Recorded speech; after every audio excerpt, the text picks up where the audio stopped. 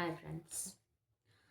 आज मैं अपने विचारों को आपके सामने कविता के माध्यम से नहीं बल्कि एक महत्वपूर्ण लेख के माध्यम से व्यक्त करना चाहती हूँ।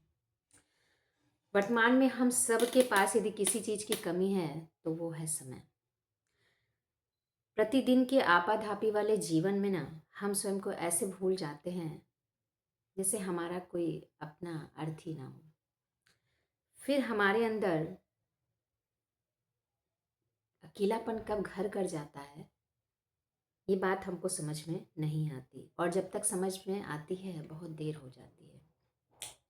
हम बेचैन रहने लगते हैं, व्यर्थ ही चिंता करने लग जाते हैं। प्रत्येक कार्य को बिल्कुल ठीक ठीक करने की इच्छा के कारण एक मानसिक तनाव से प्रतिदिन गुजरते हैं। शारीरिक समस्याओं में सामान्य सी चीज़ हमारे साथ होने लगती है, जैसे धड़कन तेज होना, पसीना आना, कांपना, सांस फूलना। ये सब चीज़ें होने लग जाती हैं। और मानसिक समस्याओं में घबराहट, बेचैनी, डर, ध्यान केंद्रित करने में मुश्किल होना एक सामान्य सा कह सकते हैं, जैसे एक बीमारी के रूप में हमारे सामने आने लगती है। और हम ये सोचने लग जाते हैं कि कहीं ऐसा तो नहीं है कि हमें अंदर कोई प्रॉब्लम हो रही है, हमको ये टेस्ट करवा लेना चाहिए, हमको वो टेस्ट करवा लेना चाहिए। इवन हम टेस्ट करवाते भी हैं और टेस्ट में कुछ भी नहीं निकलता। और इस समस्या को अंग्रेजी में हम एग्जाइटी कहते हैं और हिंदी में चिंता। जैसा कि हम पहले भी जानते हैं कि हमारे यहाँ कहा गया है, ग्रंथों में, शास्त्रों में लिखा है कि चिंता चिता के समान है। परंतु जो आज के आधुनिक दौर में हम अपने कार्य को करते जाते हैं और फिर उससे पीड़ित जो है, वो हमारी जो चिंता है वो हमें किस तरह से अंदर से तोड़ती है, व्याकुल करती है, ये बात मैं आपको बता रही हूँ। अब मेरा अपना व्यक्तिगत अनुभव रहा है। और कह सकते हैं कि इन सारी समस्याओं के बाद जैसे एक मानसिक तनाव होने लग जाता है। और सामान्य उदाहरण की बात करें तो एक मानसिक तनाव होने लगता है, और चरम सीमा की बात करें तो हमारे अंदर एक धीरे धीरे डर बैठ जाता है। मेरा अपना जो अनुभव रहा है, जीवन के बहुत ही कड़े अनुभव हुए हैं मुझे। बहुत सालों तक अकेले रहने, लगातार स्वयं से बातें करते रहना, अकेले ही सारी समस्याओं का सामना करना, दिन भर की दिनचर्या किसी से ना कह पाना, आस-पास लोगों के रहते हुए भी खुद में अकेलापन महसूस करना, एक बेचैनी, एक घबराहट, एक परेशानी प्रतिदिन रहना, जिसे हम कहेंगे कि लगातार एक सिचुएशन में, एक ही सिचुएशन में रहने के कारण एक परेशानी होने लगना, ऐसा हो गया था। और एंग्जायटी में ऐसा ही होता है।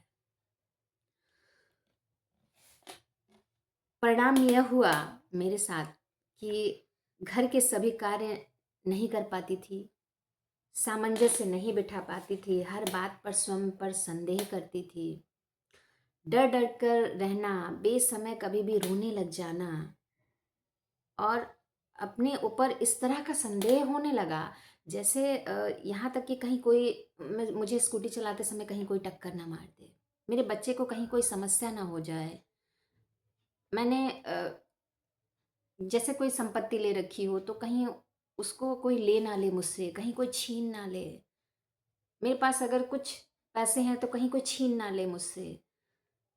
इस तरह की चीज़ें, कहीं जाना आने में डर लगना कि कहीं मेरे साथ कोई समस्या ना हो जाए, कहीं कोई प्रॉब्लम ना हो जाए। इस तरह की मानसिक तनाव से मैं गुजरी हूँ। कहीं किसी से कोई बहस ना हो जाए, कहीं कोई दया नया दर्द ना मिल जाए, कैसे करूँगी सब कुछ मैं? ये सारी चीज़ें मेरे साथ दिन प्रतिदिन हो रही थी। यहाँ तक हो गया था कि रात में जब बच्चे को सुला देती तो रात-रात घंटों मैं रोती, और सुबह 2 घंटे की नींद के बाद मैं फिर जॉब पर चली जाती। ऐसा होने लगा था। और बहुत सारी चीज़ें अंदर ही अंदर जैसे टूट रही थीं, परेशान कर रही थीं, और मैं उस समस्या का हल नहीं खोज पाती थी, बिल्कुल भी नहीं।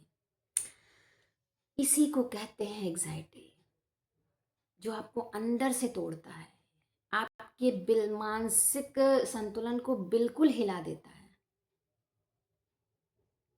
शारीरिक समस्याएं नहीं होती एग्जाइटी में, परंतु कम होती हैं, परंतु मानसिक जो आपका संतुलन होता है ना, वो बिल्कुल बिगड़ जाता है एग्जाइटी में।